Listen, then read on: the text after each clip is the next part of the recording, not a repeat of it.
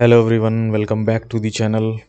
हम डिस्कस कर रहे थे लूप्स के बारे में, जिसमें से हमने वाइल लूप को ऑलरेडी डिस्कस कर लिया है। हमारे पास अभी फॉर और डू वाइल बचे हुए थे, तो आज हम डिस्कस करने वाले हैं डू वाइल। तो लास्ट लेक्चर में वाइल लूप में हमने एक क्वेश्चन दिया था आपको।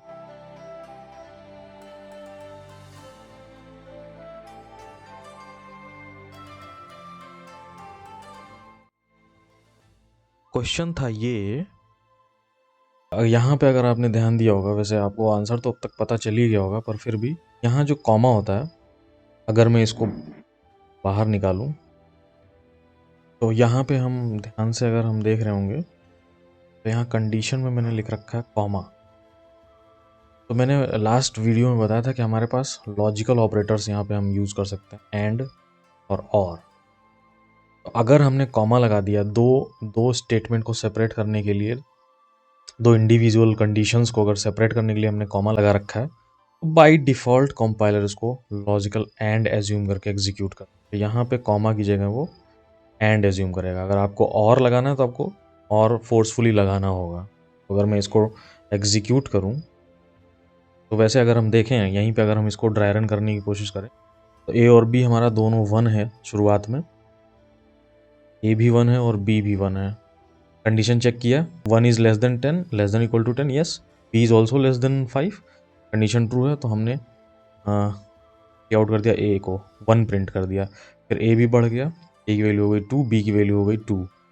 फिर कंडीशन ट्रू है, फिर अंदर आए, दोनों कंडीशन ट्रू हैं। जब तक दोनों कंडीशन ट्रू हैं तब तक ये लूप चलता रहेगा। तो हमने 2 भी प्रिंट कर दिया, उसके बाद फिर ये इंक्रीमेंट हो गए दोनों, उसके बाद हमने फिर 3 प्रिंट कर दिया, फिर इंक्रीमेंट हो गए, ए और बी दोनों 4 हो गए, तो हमने 4 भी सी आउट कर दिया। फिर जब हमने इंक्रीमेंट किया तो ए की वैल्यू हो गई 5, बी की वैल्यू हो गई 5। तो यहाँ जब हमने कंडीशन चेक किया कि 5 इज़ लेस देन और इक्वल टू 10, तो ये वाला तो कंडीशन ट्रू है, ये सेटिस्फाई कर रहा है। बट 5 इज़ लेस देन 5 ये फॉल्स हो गया कंडीशन। और एंड के केस में क्या होता है ना, जब दोनों ट्रू होते हैं तो ही एग्जीक्यूट होता है। तो हम वाइल लूप से बॉडी से बाहर आ जाएंगे और हमारा प्रोग्राम एंड हो जाएगा। तो हमारे पास 1 2 3 4 प्रिंट होगा। ये ऐसे न्यू लाइन में नहीं, सामने सामने प्रिंट होगा, क्योंकि मैंने यहाँ पे एक सिंगल स्पेस दिया। तो 1 2 3 4 इज द करेक्ट आउटपुट। आपको रन करके दिखाऊं तो ये है उसका आंसर, हमारा कोड था।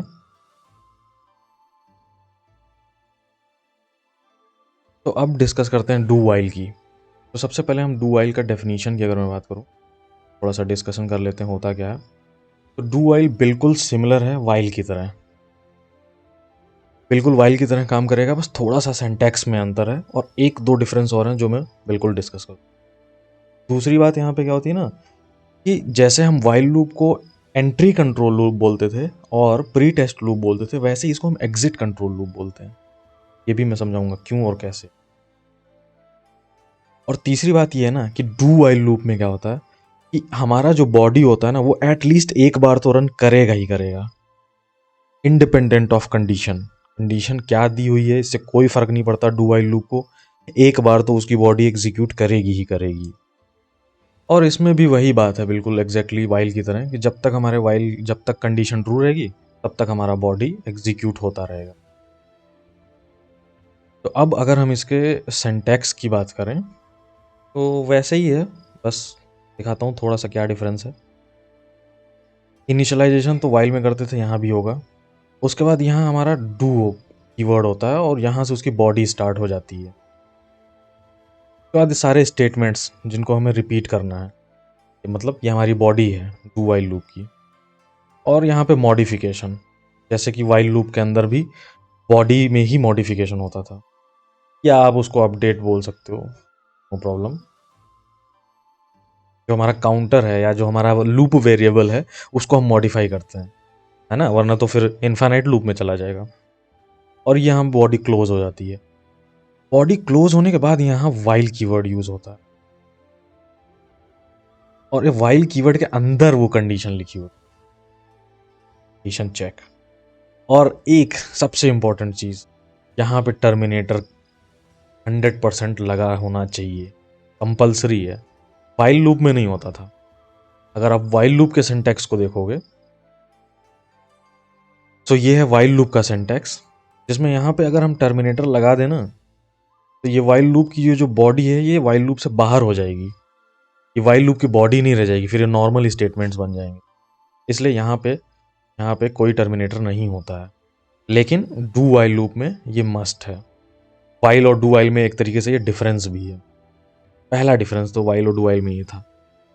दूसरा डिफरेंस ये है कि वाइल लूप में जब हम एंट्री करते हैं तो यहाँ पे सबसे पहले कंडीशन चेक की जाती है, उसके बाद ही बॉडी का एग्जीक्यूशन। मतलब अगर कंडीशन ट्रू है तो ही ये बॉडी एग्जीक्यूट होने वाली। अगर कंडीशन फॉल्स हो गई तो हम अंदर नहीं आएंगे, हम सीधे यहाँ से बाहर निकल जाएंगे और नीचे के अगर हमारे प्रोग्राम से एग्जीक्यूट कर, मतलब पहले कंडीशन चेक होना ज़रूरी है यहाँ पे। डू वाइल लूप में क्या होता है, ऐसा कुछ नहीं है। हमारा प्रोग्राम स्टार्ट होता है और हम आते ही डू वाइल की बॉडी में एंट्री कर जाते हैं। एंटर करते ही हम यहाँ पे सारे हमारे स्टेटमेंट्स जो भी हैं उनको, हमारी जो बॉडी के अंदर जितने भी स्टेटमेंट्स हैं उनको एग्जीक्यूट करते हैं। उसके बाद अपने वेरिएबल को मॉडिफाई करते हैं, देन हम कंडीशन चेक करते हैं। मतलब हमारा डू वाइल का जो बॉडी है उसके अंदर जितने स्टेटमेंट्स लिखे हुए हैं वो एटलीस्ट एक बार तो एग्जीक्यूट करेंगे ही, one time, irrespective of condition कि आपने कंडीशन क्या दी हुई है। क्योंकि यहाँ पे तो सीधे हमारा कंपाइलर एग्जीक्यूट करता हुआ है और सीधे यहाँ एंटर कर गया, उसके बाद उसने वाइल लूप चेक किया। अगर कंडीशन ट्रू है तो ये फिर से यहाँ आएगा और फिर एग्जीक्यूट करेगा, अगर फिर कंडीशन ट्रू है तो फिर यहाँ आएगा, और ये ऐसे ही वो लूप हमारा चलता रहेगा। जब कंडीशन फॉल्स हो जाएगी तो हम यहाँ से, कंडीशन फॉल्स हुई तो हम यहाँ से बाहर आ जाएंगे। तो ये था डू वाइल। अगर इसको मैं, इसका फ्लो चार्ट अगर एक बार डिस्कस कर लूँ तो हमारा प्रोग्राम कहीं से स्टार्ट होता हुआ आ रहा होगा। सबसे पहले तो ऑब्वियस सी बात है, लूप में एंट्री करने से पहले हमारे पास वेरिएबल होना चाहिए, तो उसको इनिशियलाइज कर लेंगे। अगर पहले से इनिशियलाइज नहीं है, डिफाइन कर लेंगे।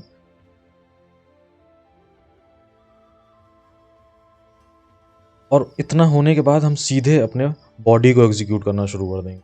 बॉडी एग्जीक्यूशन के बाद हम कंडीशन चेक करते हैं। यहाँ पे हमारा टेस्ट होगा जो हमने कंडीशन दी हुई। कंडीशन चेक होने के बाद अगर ये ट्रू हुआ, कंडीशन ट्रू है, तो ऑब्वियस सी बात है बॉडी फिर से एग्जीक्यूट होगा। ट्रू होने पर बॉडी फिर एग्जीक्यूट होगा। और अगर ये फॉल्स हुआ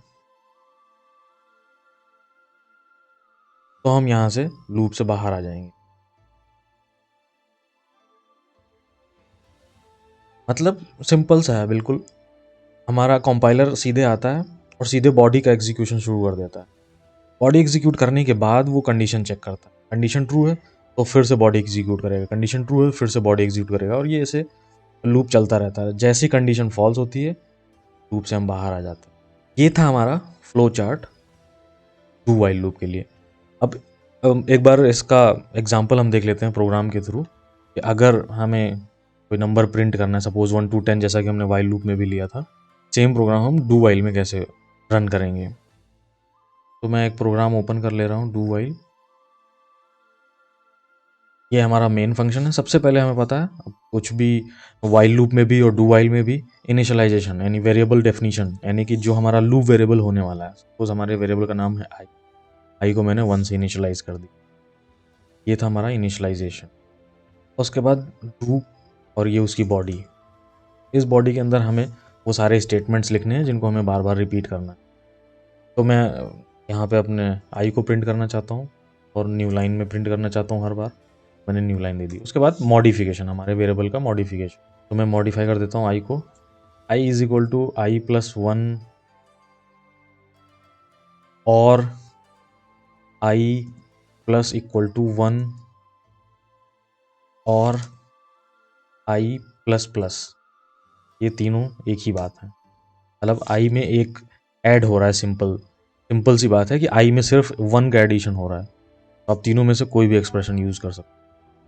और मॉडिफाई करने के बाद यहाँ पे वाइल कीवर्ड हमारा होता है एंड में, जिसके अंदर हम कंडीशन देते हैं कि भैया रोकना कब है लूप को।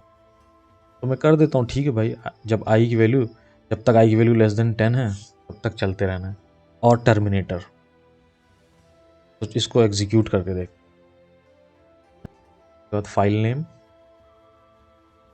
./a.out 1 to 10 नंबर प्रिंट हो रहा है। एक और बात, मैंने डू वाइल लूप में भी बताया था कि यहाँ पे आप मल्टीपल कंडीशंस दे सकते हो। आपके पास 2-3 वेरिएबल हैं, तो आप उनको लॉजिकल ऑपरेटर्स के थ्रू अलग अलग कर सकते हो, एंड और कुछ भी। आप यहाँ कॉमा भी अगर लगाओगे तो वो भी चलेगा। तो बिल्कुल सेम वाइल लूप की तरह सारी चीज़ें, बस थोड़ा सा दोनों का सिंटैक्स अलग अलग था। यहाँ पे पहले बॉडी एग्जीक्यूट हो जाती है, फिर कंडीशन चेक होता है। वहाँ पे पहले कंडीशन चेक होता है, फिर बॉडी एग्जीक्यूट होती है। यहाँ पे लास्ट में वाइल के बाद टर्मिनेटर होता है, वाइल में नहीं होता है। और एक बात जो बताया मैंने कि डू वाइल लूप में एट लीस्ट तो ये एक बार एग्जीक्यूट होगा ही होगा। सपोज मैं कोई ऐसा कोड लिखता हूँ, सपोज मैं आई की वैल्यू यहाँ 0 कर देता हूँ और मैंने कंडीशन लिखी while I is greater than 0, while I is greater than 0। तो अगर मैं कंडीशन को देखूँ तो आई की वैल्यू 0 है और मैं बोल रहा हूँ आई 0 इज ग्रेटर देन 0, कंडीशन तो फॉल्स है ना। और अपने वेरिएबल को मैं मॉडिफाई करूँगा, मैं यहाँ पे आई माइनस माइनस करूँगा।